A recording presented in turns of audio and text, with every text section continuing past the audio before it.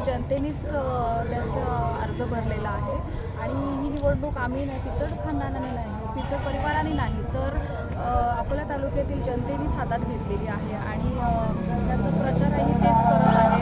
प्रत्येक अकोला तालुक्यातील प्रत्येक व्यक्ती ही साहेबांच्यासाठी प्रार्थना करत आहे, त्यांच्या तब्येतीसाठी प्रार्थना करत आहे आणि प्रचारात सुद्धा आम्हाला ते प्रकर्षाने दिसून आलं की साहेबांवर त्यांचं प्रचंड प्रेम आहे।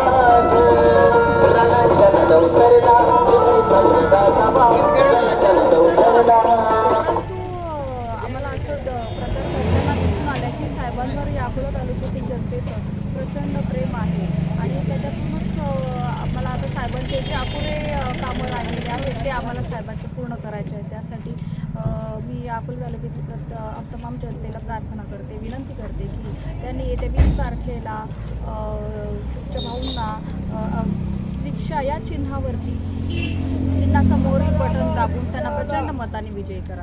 अकोला तालुक्यात शैक्षणिक क्षेत्रातील प्रगती ही फक्त आणि फक्त माननीय वैभव पिचड व माननीय मधुकरराव पिचड साहेब यांच्यामुळे झालेली आहे।